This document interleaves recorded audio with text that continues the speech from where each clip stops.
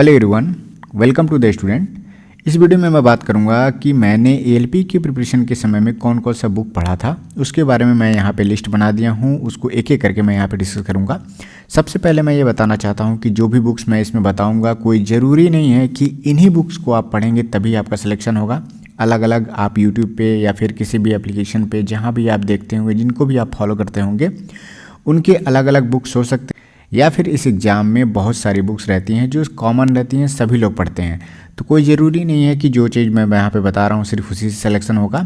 लेकिन मैं यहाँ पे बेसिकली मैं वही बुक्स बताऊँगा जो मैंने पढ़ा हुआ है। लेकिन उसके अलावा भी अभी करंट में क्या क्या बुक्स मार्केट में अवेलेबल है उसके बारे में भी मैं यहाँ पे आपको बता दूंगा। तो आप उससे भी अंदाज़ा लगा सकते हैं, हो सकता है कि वो बुक आपके पास हो तो भी आपका काम हो जाएगा। दूसरी बात यह है कि मैंने एएलपी का जो एग्ज़ाम है वो 90% मैंने सेल्फ स्टडी से ही क्लियर किया हुआ है। कोई कोर्स या फिर कोई भी ऑनलाइन बैचेज इससे रिलेटेड मैंने रेलवे से रिलेटेड नहीं ज्वाइन किया हुआ था। सारा चीज़ मेरा सेल्फ स्टडी पे ही फोकस्ड रहेगा और जो भी मैं आपको स्ट्रेटजी बताता हूँ या फिर चैनल पे बताता हूँ, सारा चीज़ सेल्फ स्टडी पे ही फोकस्ड रहता है। इससे पहले अगर आप लोग मेरे सभी सीबीटी के मार्क्स अगर आप देखना चाहते हैं, उससे रिलेटेड मैंने वीडियो बनाया हुआ है, तो उसका लिंक मैं नीचे डिस्क्रिप्शन में दे रहा हूँ। मेरे CBT 1, CBT 2 और साइको के मार्क्स जो हैं वो सारे आपको वहाँ पे देखने को मिल जाएंगे। ट्रेड के भी मार्क्स आपको देखने को मिल जाएगा, तो वो वीडियो आप चाहे तो देख सकते हैं या फिर भविष्य में मैं उस पर एक बार और वीडियो मैं बना दूँगा। अब सीधे पॉइंट्स पे आते हैं। सबसे पहला जो सब्जेक्ट है जो सभी लोगों को पता है कि मैथमेटिक्स। तो मैथमेटिक्स के लिए मैंने कौन सी बुक्स पढ़ी थी, तो मैंने पढ़ा था राकेश यादव पब्लिकेशन का 7300 प्लस बुक जो एसएससी से रिलेटेड है, वो बुक्स मैंने पढ़ा हुआ था। और उसके अलावा मैंने किरण पब्लिकेशन का बुक पढ़ा हुआ था। अब ये दोनों बुक्स एसएससी को फोकस करते हैं। उस समय मैं रेलवे की तैयारी उस समय नहीं कर रहा था, तो ये दोनों बुक्स मैंने पढ़ा हुआ था और सिलेबस सेम ही है, तो रेलवे से रिलेटेड तो मैंने इसी को रिवाइज किया हुआ था। कोई भी मैंने रेलवे से रिलेटेड प्रीवियस ईयर क्वेश्चन भी मैंने मैथ से रिलेटेड नहीं देखा था। लेकिन आज के समय में अगर आप प्रिपरेशन कर रहे हैं तो आप एएलपी का CBT 1 का पेपर और CBT 2 का पेपर या फिर ग्रुप डी के पेपर, NTPC के पेपर्स जो आपके सामने अवेलेबल हैं आप मार्केट में ले सकते हैं। और अभी ये हाल ही में पेपर हुए हैं 2-3 साल पहले, तो मार्केट में अवेलेबल मिल जाएगा आपको। तो मैं कहूँगा कि आपको रेलवे के एग्ज़ाम की अगर आप प्रिपरेशन कर रहे हैं तो इसी के क्वेश्चन की आप प्रैक्टिस करिए, ज़्यादा फ़ायदा होगा। एसएससी से रिलेटेड जो क्वेश्चन होते हैं वो थोड़ा सा डिफ़िकल्ट रहते हैं और उसमें सिलेबस भी थोड़ा सा डीप में क्वेश्चन पूछा जाता है। तो उतना डीप अगर आप पढ़ना चाहते हैं तो आप पढ़ सकते हैं, समय पर्याप्त है। लेकिन जो बिगिनर्स हैं और जो प्रिपरेशन शुरू किए हैं अभी, तो मैं उनसे कहूँगा कि अगर आपके पास समय कम बचता है तो कोशिश आपको यही करना है कि रेलवे के जो क्वेश्चन आए हुए हैं उससे रिलेटेड आप बुक्स खरीदिए और उसको आप प्रैक्टिस करिए। तो आप किरण पब्लिकेशन का बुक ले सकते हैं, यूथ पब्लिकेशन का बुक ले सकते हैं, रुक्मणी पब्लिकेशन का भी आप बुक ले सकते हैं जो सिर्फ रेलवे को टारगेट करता है। तो आप इनमें से कोई भी बुक आप ले सकते हैं, लेकिन फोकस आपका रहना चाहिए, आपके पास प्रीवियस ईयर के क्वेश्चन का कलेक्शन आपके पास होना चाहिए। नेक्स्ट बात करते हैं रीजनिंग का। रीजनिंग के लिए मैंने कोई भी अलग से तैयारी नहीं की थी रीजनिंग का, बस आपको सिलेबस पता होना चाहिए और उससे रिलेटेड मैंने यूट्यूब पे वीडियो देखा हुआ था। अब हर एक चैप्टर जो इंपॉर्टेंट चैप्टर है उससे रिलेटेड 3-4 वीडियो मैंने यूट्यूब से देख लिया, नोट्स बनाया मैंने। मेरे पास 15 से 20 पेज से ज़्यादा का नोट्स रीजनिंग में नहीं था, इसी को मैं देखता था। बाकी अगर मैं कहूँ 15 से 20 पेज का बनाया तो उसमें से 5 से 6 पेज को ही बार बार देखना, जैसे क्लॉक कैलेंडर में जो कुछ छोटे नोट्स होते हैं उसको देखना, सिटिंग अरेंजमेंट में जो नोट्स हैं उसको देखने से बस मेरा रिवीजन हो जाता है। बाकी इसके अलावा आप प्रीवियस ईयर क्वेश्चंस का कलेक्शन करते हैं, ऑनलाइन मॉक टेस्ट देते हैं, तो इतने में आपका प्रैक्टिस हो जाता है। लेकिन इसके अलावा भी मेरे पास एक बुक था किरण पब्लिकेशन का रीजनिंग का बुक था, लेकिन वो भी रेलवे से रिलेटेड नहीं था, वो एसएससी से रिलेटेड था। लेकिन रीजनिंग का सिलेबस जनरली सेम है, तो मैं उसी को प्रैक्टिस में भी किया था। लेकिन रेलवे से रिलेटेड ऑनलाइन मॉक टेस्ट मैंने दिया था, तो वहाँ से इसके रिगार्डिंग क्वेश्चन जो उसमें पूछे गए थे उसकी प्रैक्टिस हो गई थी। अब बात करते हैं जनरल नॉलेज। ये बहुत इंपॉर्टेंट था और मैं पहले से ही NCERT के सारे क्लासेस के जियोग्राफी को और हिस्ट्री को मैं एक बार पढ़ चुका था और अंडरलाइन किया हुआ नोट्स मेरे पास था, हैंड रिटन नोट्स भी मैंने इसके बना के रखे हुए थे। ये काफ़ी लंबी प्रक्रिया है और जब भी आप NCERT को पढ़ने जाते हैं तो उसमें समय लगता है। अगर आप डीप में पढ़ेंगे तो आपको समय लगेगा। और इसके पढ़ने से फ़ायदा क्या होता है, बहुत सारा इसका एडवांटेज है कभी कभी आपके छोटे छोटे क्वेश्चन होते हैं जो यहीं से मिल जाते हैं, हूबहू लाइन के दिए रहते हैं। दूसरी बात क्या है कि कभी कभी थोड़े से डिफ़िकल्ट क्वेश्चन होते हैं, तो एनसीईआरटी इतने अच्छे तरीके से लिखी हुई है कि अगर आपने एक पैटर्न से उसको पढ़ा हुआ है तो अगर आप क्वेश्चन देखते हैं तो ऑप्शन को एलिमिनेट करने में एनसीईआरटी बहुत ज़्यादा मदद करती है, क्योंकि उसकी लैंग्वेज बहुत ही सिंपल है। लेकिन ये एक लंबी प्रक्रिया है। अगर आप एनसीईआरटी में ज्योग्राफी, हिस्ट्री को सारे क्लासेस के अगर आप चैप्टर वाइज पढ़ेंगे तो आपको समय लगेगा, लेकिन ये आपकी तैयारी को बहुत बेहतर बनाता है, बहुत मजबूत करता है। लेकिन जनरल नॉलेज में ज्योग्राफी, हिस्ट्री के बहुत ज़्यादा इम्पोर्टेंस नहीं है एलपी के एग्ज़ाम में, क्योंकि बहुत ज़्यादा क्वेश्चन इसमें आते नहीं हैं, CBT 1 में ही आते हैं, CBT 2 में इससे रिलेटेड क्वेश्चन नहीं पूछे जाते हैं। तो मैं कहूँगा कि बहुत ज़्यादा इसके पीछे आपको भागने की ज़रूरत नहीं है। आपके पास बस रेलवे में आए हुए प्रीवियस ईयर के क्वेश्चंस का कलेक्शन होना चाहिए, जिसमें जनरल नॉलेज के क्वेश्चन दिए हों, सिर्फ वही से रिलेटेड बुक हो, जिसमें से आप अगर डेली 50 क्वेश्चन के भी अगर आप प्रैक्टिस करते हैं तो CBT 1 आपका निकल जाएगा। बाकी अगर आप एकदम बिगिनर हैं तो आप कोशिश करिएगा कि इसके जो क्वेश्चन अगर आप देखेंगे तो आपको समझ में आ जाएगा। जैसे मान लीजिए भूकंप से रिलेटेड क्वेश्चन आ गया, या फिर मान लीजिए नेशनल पार्क से रिलेटेड क्वेश्चन आ गया, या फिर नदियों से रिलेटेड क्वेश्चन आ गया।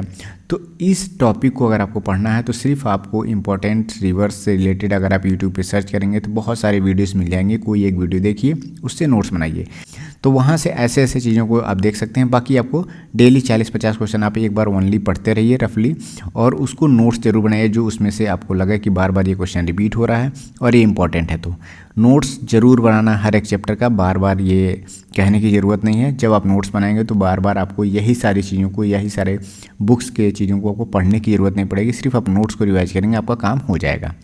नेक्स्ट है करंट अफेयर। करंट अफेयर्स में मैंने सिर्फ और एक ही मैगजीन फॉलो किया था, समसामयिकी महासागर, और समसामयिकी महासागर, और ये हिंदी में अवेलेबल है, अरिहंत पब्लिकेशन का है। तो अभी भी ये मार्केट में आता है, लेकिन अब थोड़ा सा इसमें उतना ज़्यादा अच्छे से कंटेंट दिया नहीं है अब, लेकिन थोड़ा थोड़ा इसको अब इम्प्रूव कर रहे हैं। लेकिन इसके अलावा भी मार्केट में रुक्मिणी का भी आप, जो सिर्फ रेलवे को ध्यान में रख के करंट अफेयर्स इसका पब्लिश होता है। बाकी आप किरण पब्लिकेशन का बुक ले सकते हैं, और आप चाहें तो प्लेटफॉर्म के भी आप करंट अफेयर्स के बुक्स आप पढ़ सकते हैं। इसके अलावा बहुत से लोग हैं जो घटना चक्र को पढ़ते हैं, ये भी बहुत अच्छी बुक है। अभी मैं घटना चक्र को भी पढ़ता हूँ, तो ये बहुत अच्छा इसमें कंटेंट दिया रहता है, जिससे आपके करंट अफेयर के जो इश्यूज़ हैं वो आपको यहाँ से सॉल्व हो जाएंगे।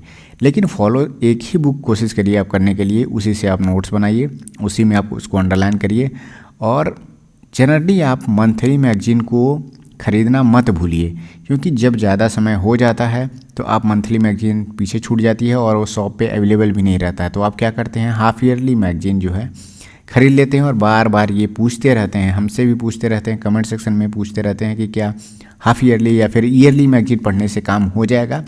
काम तो देखिए हो जाएगा, लेकिन आप मंथली मैगजीन पढ़ने वाले स्टूडेंट से बेहतर नहीं हो पाएंगे, क्योंकि उसने समय दिया है, उसने मेहनत किया है, तो जाहिर सी बात है वो आपसे बेहतर ही करेगा। तो कोशिश यही करिए कि मंथली मैगजीन आप खरीद तो लीजिए, एक बार पढ़ लीजिए, अगर आपको समय नहीं मिलता है तो बाद में भी आप पढ़ सकते हैं। लेकिन जो मंथली मैगजीन अगर आपने नहीं खरीदा, वो मार्केट में से जब चली जाती है, पुरानी हो जाती है, तो मार्केट में ईजिली वो मिलती नहीं है, तब आपको हाफ ईयरली और ईयरली मैगजीन पे ही आपको मजबूरी में जाना पड़ता है। नेक्स्ट है जनरल साइंस, और ये बहुत इंपॉर्टेंट है। आज के समय में अगर देखा जाए तो एनसीईआरटी को कवर करना बहुत ज़रूरी है, लेकिन मैंने कभी भी एनसीईआरटी नहीं पढ़ा था। जब मैं एनसीईआरटी देख रहा था, एनसीईआरटी जो साइंस की बात मैं कर रहा हूँ, तो साइंस के लिए मैंने एनसीईआरटी को उतना सीरियस होकर नहीं पढ़ा था। लेकिन आज के समय में आपको कम से कम 9th और 10th का एनसीईआरटी पढ़ना ज़रूरी है, क्योंकि ग्रुप डी के पेपर में बहुत ज़्यादा एनसीईआरटी से क्वेश्चन पूछे गए, हूबहू लाइन के क्वेश्चन पूछे गए। हालांकि वो क्वेश्चन ईजी थे, कुछ क्वेश्चन बहुत ज़्यादा डिफ़िकल्ट भी थे, ऐसा बात नहीं है। ग्रुप डी में जो साइंस का लेवल था इस बार का बहुत अच्छा खासा आया हुआ था। तो जो लोग एनसीईआरटी पढ़े हैं उसमें से 80% 70% क्वेश्चन कर पाए हैं, लेकिन जो लोगों ने एनसीईआरटी नहीं पढ़ा था, बिल्कुल उसको इग्नोर किया था, उनके लिए ये पेपर बहुत ज़्यादा डिफ़िकल्ट हो गया था। तो आप समझ जाइए कि आगे आने वाले जो रेलवे के एग्ज़ाम हैं उसमें आपको एनसीईआरटी पढ़ना ही पढ़ना है। दूसरी बात क्या है कि जब आप एलपी की तैयारी करते हैं उसमें एक सब्जेक्ट है बेसिक साइंस एंड इंजीनियरिंग, और जिसके लिए एनसीईआरटी तो पढ़ना एकदम मस्ट है, जिसमें क्लास 9th और 10th में जो न्यूमेरिकल पोर्शन वाले चैप्टर्स हैं उसमें के जितने भी न्यूमेरिकल्स हैं वो आपको करने ही करने हैं। लेकिन फिर भी मैंने बेसिक साइंस एंड इंजीनियरिंग के लिए भी एनसीईआरटी नहीं पढ़ा था। मैं बात कर रहा हूँ अपनी मैंने एनसीईआरटी नहीं पढ़ा था, लेकिन आज के समय में आपको पढ़ना ही पढ़ना है। आप इसको स्किप बिल्कुल भी मत करिएगा, एनसीईआरटी पढ़ना। और इसका मैंने अंडरलाइन किया हुआ, मैंने खुद इसको पढ़ करके हिंदी वर्जन को अंडरलाइन किया हुआ पीडीएफ एप्लीकेशन पे अपलोड कर दिया है। द स्टूडेंट स्टडी नाम से एप्लीकेशन है, लिंक मैंने नीचे डिस्क्रिप्शन में दे दिया हुआ, वहाँ से जा कर के आप इस एप्लीकेशन को डाउनलोड कर सकते हैं। और किसी भी पेड कोर्स में जब आप गाइडेंस वाले बैच में इंटर करेंगे तो आपको एक एनसीईआरटी का फोल्डर दी जाएगा, जो कि फ्री ऑफ कॉस्ट है, किसी के लिए भी वो पेड नहीं है। उसमें जितने भी पीडीएफ हैं वो सभी फ्री हैं, सभी आप लोग डाउनलोड कर सकते हैं। खास बात उसकी ये है कि सारे जो पीडीएफ हैं उसमें के इम्पॉर्टेंट पॉइंट को अंडरलाइन किया हुआ है, और मैंने सारे चीज़ों को पढ़ करके अंडरलाइन कर दिया है, हाईलाइट कर दिया है कि जो जो क्वेश्चन आपको लगाने हैं उस पर भी मैंने मार्क कर दिया है कि कम से कम ये न्यूमेरिकल्स आप एक बार ज़रूर करिएगा। अब इसके अलावा बेसिक साइंस के लिए मैंने एसके झा का बुक पढ़ा था, इसी में से मैंने न्यूमेरिकल्स भी सॉल्व किए हुए थे। तो ये न्यूमेरिकल्स आपको वहाँ से बुक से मिल जाएगा। पहले ये रुक्मिणी पब्लिकेशन के अंडर में या प्लेटफॉर्म पब्लिकेशन के अंडर में आता था, अभी इनका अपना पब्लिकेशन, एक तरह से अपने इंडिविजुअली इन्होंने बुक अपना निकाला हुआ है। सेम वही कंटेंट है, थोड़ा सा इम्प्रूवमेंट हुआ है, और जो 2019 में जो हम लोग के टाइम में क्वेश्चन पूछे गए थे उसको भी उसमें ऐड किया गया है। तो आप लेटेस्ट एडिशन का बुक ही इसका कर लीजिएगा, और ये ऑनलाइन भी मिल जाएगा, चाहे तो आप नज़दीकी स्टोर पे जाएंगे तो वहाँ भी आपको मिल जाएगा। तो सिर्फ मैंने यही बुक पढ़ा था, एसके झा वाली, बाकी मैंने एनसीईआरटी तो बेसिक साइंस एंड इंजीनियरिंग के लिए नहीं पढ़ा था। अब आता है इंजीनियरिंग ड्राइंग, बहुत इंपॉर्टेंट है ये भी। इसमें से बहुत ज़्यादा क्वेश्चन तो मेरे पेपर में नहीं आया था, जनरली सभी के पेपर में 2 से 3 क्वेश्चन ही आता था, किसी किसी के सेट में 1 ही क्वेश्चन आया हुआ था। तो मान के चलिए एवरेज 2 क्वेश्चन का अगर आपके पेपर में आता है, बहुत ईजी क्वेश्चन आ जाता है। तो इसके लिए मैंने एक यूट्यूब पे चैनल है अल्टीमेट क्लासेस करके, तो अल्टीमेट क्लासेस करके आप सर्च करेंगे आपको देखने को मिल जाएगा। उनके पास प्लेलिस्ट है इंजीनियरिंग ड्राइंग का, तो आप वो प्लेलिस्ट को एक बार देखिएगा, बहुत आसान तरीके से उन्होंने पढ़ाया है। बाकी मैंने कोई भी किसी का ऐसे मैंने पेड कोर्स भी नहीं लिया हुआ था, तो इंजीनियरिंग ड्राइंग आप वहाँ से देखिएगा, बहुत अच्छे से एक्सप्लेन भी है। और इसका जो क्वेश्चंस है वो आपको बेसिक साइंस एंड इंजीनियरिंग जो एसके झा की बुक है उसमें आपको क्वेश्चन की प्रैक्टिस करने को मिल जाएगा। वहाँ भी नोट्स भी दिया हुआ है, तो आप वहाँ से नोट्स भी देख सकते हैं। लेकिन अगर आप खुद से बनाएंगे तो आपके लिए बहुत अच्छा होगा। आप वो वीडियोस देखिएगा वीडियो लेक्चर में, क्योंकि इंजीनियरिंग ड्राइंग एक समझने वाला सब्जेक्ट है। नेक्स्ट है इलेक्ट्रीशियन ट्रेड। इलेक्ट्रीशियन ट्रेड के लिए सबसे बड़ी समस्या ये आती है कि इसका सिलेबस क्या है, और बहुत सारे लोग ये नहीं समझ पाते हैं कि इसमें डरते हैं कि ये ट्रेड कैसे क्लियर होगा, क्योंकि ये सिर्फ और सिर्फ क्वालिफाइंग है। और CBT 2 का जब आप पेपर देते हैं तो उसमें पार्ट बी का जो पोर्शन है यही है ट्रेड का पेपर। लेकिन बहुत से लोग अभी भी मुझसे पूछते रहते हैं क्या अलग दिन पेपर होता है, क्या इसमें निगेटिव मार्किंग है कि नहीं। पिछले कई वीडियोस में मैंने इसके बारे में बताया हुआ है कि पार्ट बी में जो ट्रेड का पेपर है उसमें भी निगेटिव मार्किंग है। तो हर वीडियोस में ये बातें बताएंगे तो वीडियो बहुत लेंदी होगा। ये बहुत ही बेसिक इन्फॉर्मेशन है, तो इन सब चीज़ों पे आप थोड़ा सा रिसर्च करिए। सारी चीज़ें आपको इसी चैनल पे मिल जाएगी, पहले की वीडियोस थोड़ा सा आप देखिए, ठीक है। तो इसके लिए मैंने ITI की बुक खरीदी हुई थी।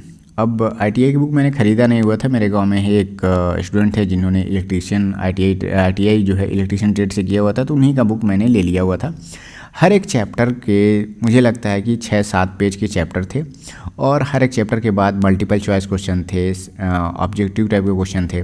तो उसको मैंने देख लिया हुआ था, और बहुत ही इससे मुझे मदद मिली थी, क्योंकि ये एग्ज़ाम है वो ITI बेस्ड पे है। अगर आपने BTech किया हुआ है या फिर आपने डिप्लोमा किया हुआ है तो कोई ज़रूरी नहीं है कि आपके सिलेबस से क्वेश्चन आएगा, बिल्कुल नहीं आएगा। BTech और डिप्लोमा को बिल्कुल भी टच नहीं करेगा, क्योंकि जो बेसिक रिक्वायरमेंट है वो ITI है। तो अगर BTech या डिप्लोमा लेवल के क्वेश्चन पूछ देगा तो ITI वाले स्टूडेंट के साथ तो नाइंसाफ़ी हो जाएगी। तो ITI की किताब को ही ध्यान में रख करके पेपर बनाया जाता है। बहुत सारे ऐसे चैप्टर थे जो BTech और डिप्लोमा में नहीं पढ़ाए जाते हैं, जैसे घरों में वायरिंग के टाइप क्या होते हैं, सिंबल्स क्या क्या हैं वायरिंग में, इस तरह के जो सिंबल्स थे बहुत, मैंने बिल्कुल भी अपने BTech में तो नहीं पढ़ा था। ये मैंने वही किताब देखी तो उसमें पढ़ा था, और एकदम हूबहू क्वेश्चन आ भी गया था। तो इसका पढ़ने का फ़ायदा होता है, और कुछ इजी चैप्टर इसमें रहेंगे। आपको मान के चलिए हर एक जो भी ट्रेड आपका होगा उसमें से अगर आप छांटना चाहें तो 50% ऐसे चैप्टर आप छांट सकते हैं कि जो बहुत इजी हैं। और सबसे पहले जब आप पढ़ना शुरू करिए ट्रेड को लेकर के तो हमेशा इजी चैप्टर से शुरू करिए, क्योंकि बहुत दिनों से आपका ये सिलेबस छूटा रहता है, ट्रेड टेक्निकल पोर्शन आपने नहीं पढ़ा होता है। तो जब इजी चैप्टर आप पढ़ते हैं और लगभग 3-4 चैप्टर जब आप पढ़ लेते हैं तो आपका इंटरेस्ट इसमें आता है, और कुछ चीज़ें क्लियर होने लगती हैं तो आप डिफ़िकल्ट चैप्टर भी बाद में उसको कवर कर सकते हैं।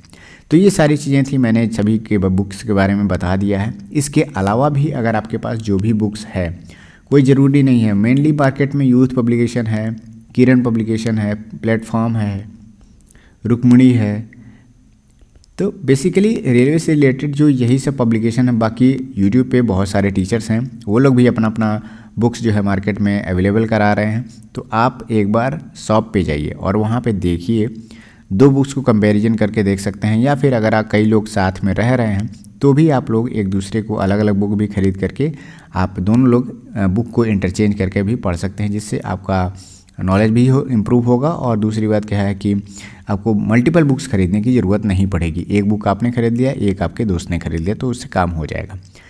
तो ये था मेरा बुक लिस्ट, जो मैंने खुद से पढ़ने के लिए जो चीज़ें मैंने खरीदी थी। मैंने एनसीईआरटी नहीं पढ़ा था, अगर मैंने किसी पार्ट में यहाँ भी बताया है तो आप उसको इग्नोर मत करिएगा। अब एनसीईआरटी पढ़ना बहुत ही ज़रूरी है। इसके अलावा जो लोग द स्टूडेंट एप्लीकेशन को डाउनलोड करना चाहते हैं और उसके गाइडेंस बैच में जुड़ना चाहते हैं, तो दिवाली के टाइम में ऑफ़र चल रहा है, आप एप्लीकेशन डाउनलोड करिए। देखिए, जिनको ज़रूरत है वही उस बैच में ज्वाइन करें। अगर आपको ज़रूरत नहीं है, आप किसी और का भी कोर्स ले चुके हैं और अच्छे से पढ़ रहे हैं, आपने पहले पेपर दिया हुआ है, तो आपको गाइडेंस की ज़रूरत नहीं है। रेलवे के सारे पैटर्न्स के बारे में आप जानते हैं। मेरा वहाँ पे मोटिव यही है कि जो लोग थोड़ा सा सीरियस हैं और जो सेल्फ़ स्टडी से भी एग्ज़ाम निकालना चाहते हैं और सेल्फ़ स्टडी में जिनको मदद नहीं मिल पा रही है, गाइडेंस नहीं मिल पा रहा है, उनको मेरा मदद करने का मेन मोटिव है। और वहाँ पे जो चैट ग्रुप हैं, वहाँ भी चीज़ें अवेलेबल कराई जाती हैं चीज़ों को, तो आप चाहे तो वहाँ पे डाउनलोड करके एप्लीकेशन को आप उस कोर्स में जुड़ना चाहें तो आप जुड़ सकते हैं। लिंक मैंने नीचे डिस्क्रिप्शन में दे दिया हुआ है। Thank you, all the best.